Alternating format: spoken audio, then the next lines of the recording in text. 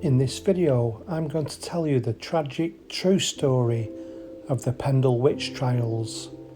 A story of feuding families, betrayal, and ultimately execution. In March of 1612, a young beggar girl called Alison Device was out begging and asked a tradesman peddler for some pins, and when he said no, she cursed him and he dropped to the ground with symptoms of a stroke. The peddler's son, angry, reported the incident to a local magistrate.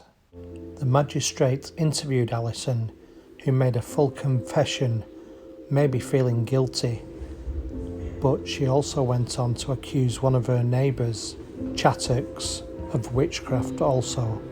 When Chattox was interviewed by the magistrate, she retaliated and accused Alison's family, Granny Demdike, of also being a witch, and the investigation started to escalate. On Good Friday, Alison's family home, Malkin Tower, was raided by the local constables, and the family was arrested, but they didn't come quietly and accused other people of being witches.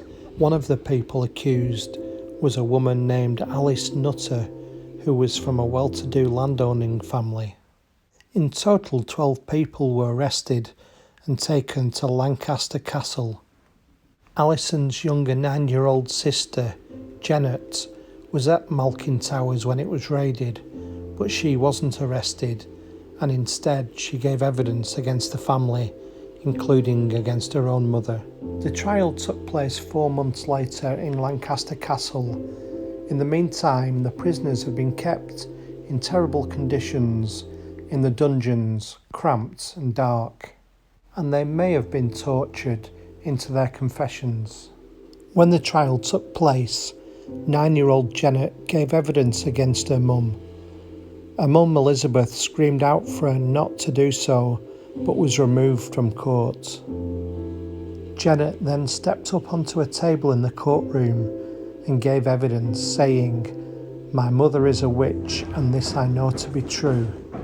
She said her mother would take the form of a brown dog, and the spirit of the dog asked her what she wanted her to do, and she said she wanted her to kill John and Ames Robinson and Henry Mitten. Janet went on to give more evidence against her own brother James, saying that he had been a witch for 3 years.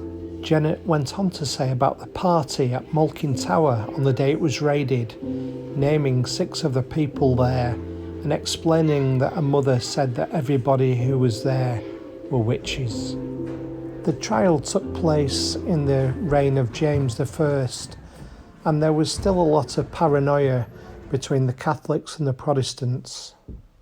And King James I himself had written a book about demonology and had said that witches should be punished.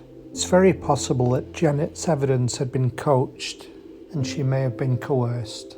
Of the 12 accused, 1 died in prison, 10 were convicted, and only 1 was found not guilty. Of the 10 convicted, they were hung at Gallows Hill in Lancaster, where they were strung up by a rope and slowly strangled to death.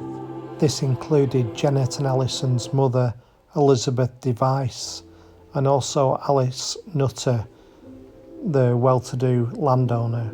It's a truly sad story of paranoia, retaliation and revenge, with people accusing each other of the crime of witchcraft.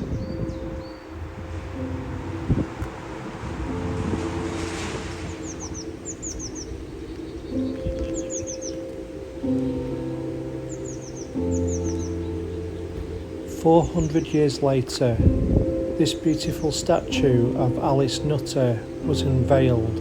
It commemorates the victims of the Pendle Witch trials. It's located in the town where Alice originated from, roughly near Pendle Hill. Alice Nutter and Elizabeth Device never gave evidence of being a witch, even though they may have came under considerable duress.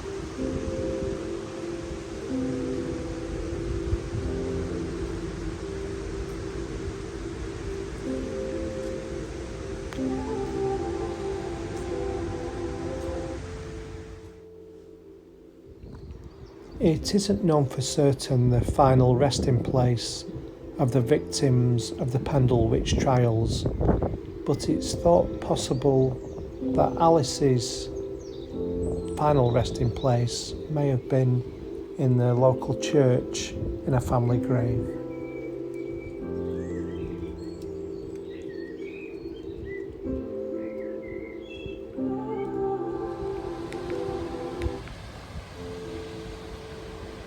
Ruffley village in Pendle, where Alice is thought to have originated from, is a very beautiful place with this lovely waterfall, in sharp contrast to the horrors that the victims of the Pendle Witch trials suffered, hopefully never to be repeated again, and lessons can be learned of paranoia and witch hunts.